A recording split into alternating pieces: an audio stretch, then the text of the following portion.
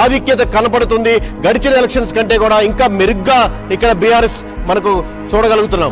అలాగే మనకు ఎర్రగడ్డలో కాంగ్రెస్ పరిస్థితికి వస్తే 2023లో 32.4% ఉంటే ఇప్పుడు కరెంట్ పొజిషన్ 31.7%. అంటే చిన్న డిఫరెన్స్ తో మాత్రమే ఉంది. 0.7% తో గడిచిన ఎలక్షన్స్ కంటే తగ్గుదల కనపడుతుంది కాంగ్రెస్ పార్టీకి. అలాగే ఇక్కడ మనం బీజేపీకి వస్తే 14.3% 2023లో ఉంటే దాంట్లో సగం భాగం పడిపోయింది. ఆల్మోస్ట్ 6.7% అంటే 7.6% తగ్గుదల కనపడి ఇప్పుడు కేవలం 6.7% మాత్రమే ఉంది. ఓవరాల్ గా చూసుకుంటే ఎర్రగడ్డలో కంప్లీట్ గా ఇప్పటి పొజిషన్ 61.6% బీఆర్ఎస్ కుంటే 31.7% కాంగ్రెస్ కుంది. అలాగే బీజేపీకి 6.7% ఉంది. ఎంఐఎం కంప్లీట్ గా కాంగ్రెస్ సపోర్ట్ చేస్తుంది కాబట్టి అది జీరోగా చేశాం. అలాగే అదర్స్ కి ఇక్కడ చాలా తక్కువ అంటే 2 నుంచి 1 లోపల వస్తుంది. ఎక్కువ మంది కంటెస్ట్ చేస్తున్నప్పటికీ దాన్ని మనం కన్సిడర్ చేయట్లేదు, తక్కువ శాతం ఉంది కాబట్టి. సో ఓవరాల్ గా ఇక్కడ చూసుకుంటే 29.9% బీఆర్ఎస్ కి క్రిస్టల్ క్లియర్ గా ఇక్కడ మంచి మార్జిన్ కనబడుతుంది. ఈ ఎర్రగడ్డలో ఎవరి వైపు అనేది ఒకవైపే ఉన్నట్టు క్రిస్టల్ క్లియర్ గా మనకు 61.6%తో బీఆర్ఎస్ క్రిస్టల్ క్లియర్ గా మంచి మార్జిన్ తో ముందుకెళ్తుంది. చూద్దాం షేక్పేట్ వైపు. షేక్పేట్ మరి ఈసారి ఎవరిని షేక్ చేయబోతుందో మనం తెలుసుకుందాం. గడిచిన ఎలక్షన్స్ లో 2023లో బీఆర్ఎస్ కి 33.6% ఉంటే ఇప్పటి కరెంట్ పొజిషన్ 60.1%, 26.5% ఆధిక్యత మనకు ఖచ్చితంగా ఇక్కడ కనబడుతుంది. ఇది చాలా అనూహ్య పరిణామం. ఎందుకంటే షేక్పేట్ లో ఈ విధంగా రావడం అనేది మొట్టమొదటిసారి రాబోతుంది. అలాగే కాంగ్రెస్ కి 2023లో 37.1% ఉంటే ఈసారి కరెంట్ పొజిషన్ 33% ఉంది. ఇక్కడ ఖచ్చితంగా నేను ఒక విషయం ఎక్స్ప్లెయిన్ చేయాలి. 45 డేస్ బ్యాక్ మేము ఇక్కడ మొదలు పెట్టినప్పుడు డేటాను అనలైజ్ చేస్తున్నప్పుడు ప్రీవియస్ డేటా మేము అబ్జర్వ్ చేసినప్పుడు ఖచ్చితంగా షేక్పేట్ బీఆర్ఎస్ కంటే ముందంజలో ఉంటుంది అన్న ఆలోచనతో అన్న దృక్పథంతో మొదలుపెట్టాం. ఇంకొకటి ఏంటంటే ఎంఐఎం కూడా కంప్లీట్గా సపోర్ట్ చేస్తుంది కాబట్టి ఖచ్చితంగా షేక్పేట్ మటుకు బీఆర్ఎస్ కంటే చాలా ఎక్కువ లీడ్లో ఉంటుంది అనుకున్నాం. బట్ ఓవరాల్గా డేటా ఎవ్రీడే అబ్జర్వ్ చేస్తున్నప్పుడు మీకు ఓవరాల్ కన్సాలిడేట్ చేసినప్పుడు 2023తో పోల్చినప్పటికీ 33% ఈరోజు పొజిషన్ ఉందంటే అంటే దాదాపుగా 4.1% ఇంకా తగ్గుదల కనబడుతుంది. ఏది ఈవెన్ ఎంఐఎం సపోర్ట్ చేస్తున్నప్పటికీ కూడా.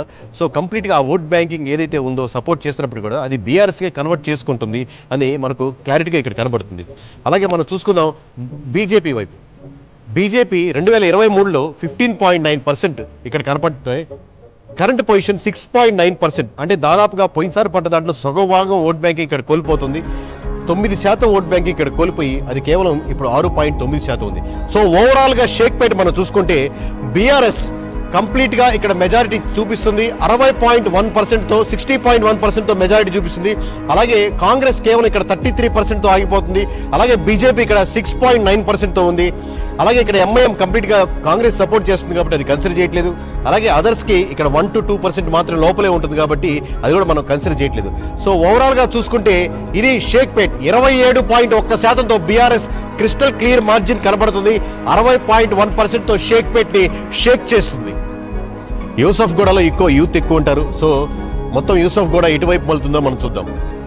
గడిచిన ఎలక్షన్స్ లో 2023లో 46% యూసఫ్ గూడలో ఓటింగ్ పర్సెంటేజ్ ఉంటే కేవలం 1% పెంచుకొని ఇప్పుడు దాదాపుగా 47.1% మాత్రమే బీఆర్ఎస్ ఇక్కడ ఓటింగ్ పర్సెంటేజ్ పెంచుకోగలుగుతుంది.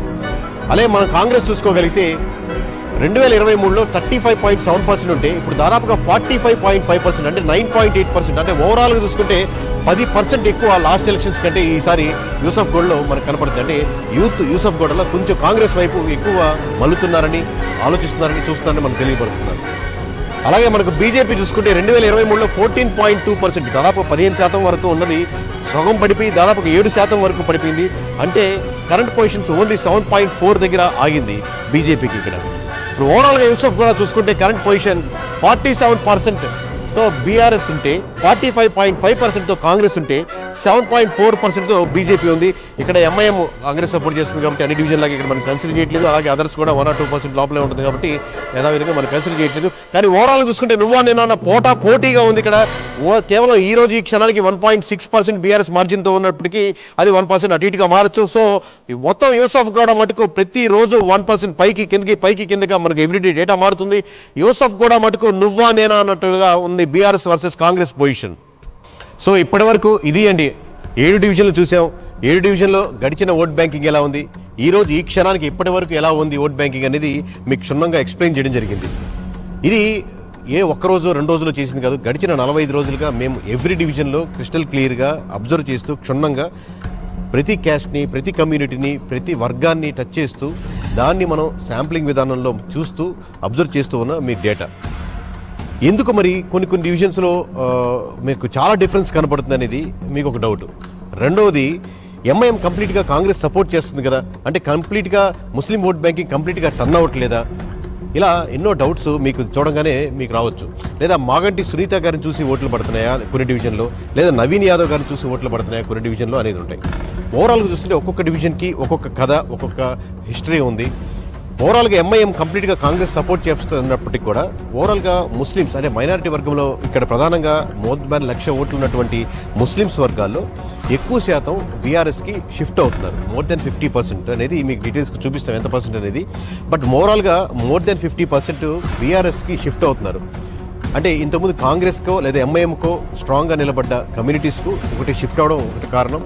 రెండవది, కొన్ని డివిజన్స్లో ఖచ్చితంగా కాంగ్రెస్ ఎందుకు బలంగా కనపడుతుందంటే, ఫర్ ఎగ్జాంపుల్ మీకు రెహమత్ నగర్ కానీ యూసఫ్ గూడ కానీ స్ట్రాంగ్గా హోల్డ్ చేసుకోగలుగుతుంది. దానికంటే ఇంతకుముందు కంటే ముందుకు వెళ్ళగలుగుతుంది.